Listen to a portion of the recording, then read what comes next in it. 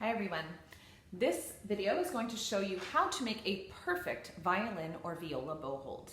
You'll need a pencil that has ridges on it. So not one of those ones that's completely smooth around the outside, but one with ridges. So if you don't have one, pause the video and come right back.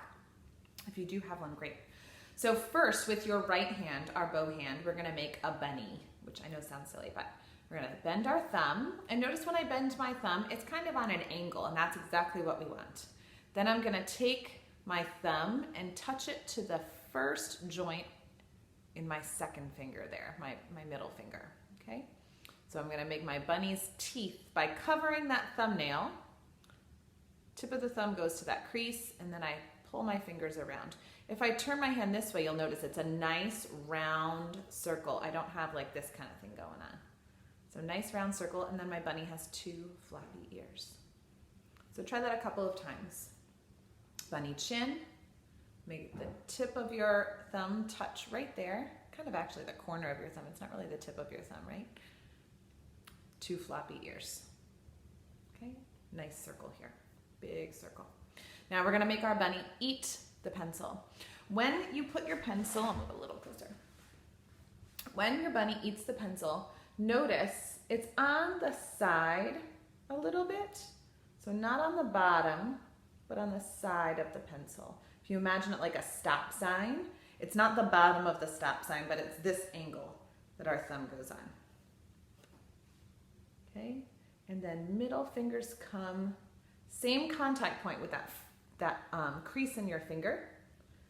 Index finger is gonna hang all the way over and pinky's up on top. We wanna make sure that this pinky isn't stretched really far out from our other fingers, and I see that kind of a lot. And that causes tension and muscles working that don't need to work. So the pinky should be really close to your other fingers. Notice mine are almost touching there, right? And index finger is hanging over. Still big round circle here. So let's try that again. Shaking out your hand. You're gonna bend your thumb. You're putting it on that side corner of your bow. And notice it's not like this, but it's a little on an angle, that inside corner of your thumb. Okay, index finger hangs all the way over, pinky up on top and close to your ring finger. Big circle here. Practice that several times before grabbing your bow. Here I have my bow. When you pick up your bow out of your case, it should be loosened, so we're gonna first tighten our bow. That's also gonna give us a little bit more space here between the frog and the grip. I don't know if you noticed that it actually does that. So when we tighten our bow, and we only tighten it so that we can fit a pencil's width in between the stick and the hair. Okay, now, as we're doing this, your bow is going to stay perpendicular to the floor. So we want to make sure the bow is pointed up towards the ceiling the whole time. Notice I am not touching the hair with my fingers at any point. So we're going to make that same thumb shape we did earlier. And the thumb is going to go right here where the stick and the frog meet. Notice it's not in here. It's not up here, and I'm not sticking my thumb through the bow. The tip of my thumb goes on that same back corner of the pencil that we had, there we go, that we had before. Middle finger still makes contact at that first joint on the bow. And a good reference point for that is that the tip of your middle finger should come right to that silver clip. Ring finger is right next to it. And the ring finger kind of suction cups to the frog. Pinky up on top of the bow. Notice it's lined up. If you have an eyelet, this round part of the bow, not everyone does, but my pinky is right up above that. And index finger hangs all the way over. Okay, so once again, I'm gonna show you this angle. I'm holding onto the stick of the bow. I know I said we're gonna keep our bow facing the ceiling, which you should, but just for the sake of this, I'm gonna show you. So I'm taking my left hand and holding the stick, and turning so you can see. So notice my thumb is on the back corner. It's not underneath and not sticking through the bow, but the tip of the thumb is on the back corner. My middle finger covers the fingernail and barely touches that silver clip.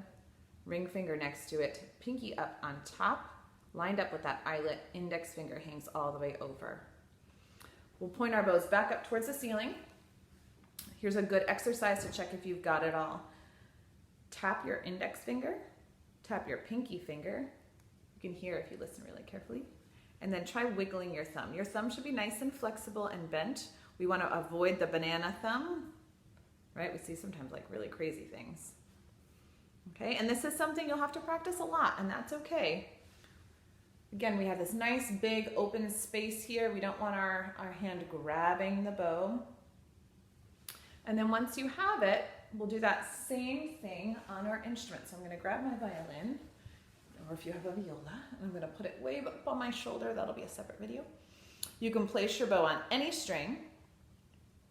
Tap 1, tap 4, wiggle your thumb. Tap 1, tap 4, wiggle your thumb.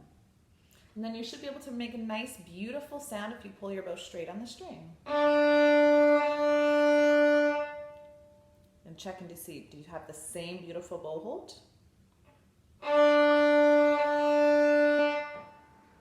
If you can do down and up, try a different rhythm. Maybe try this one with me.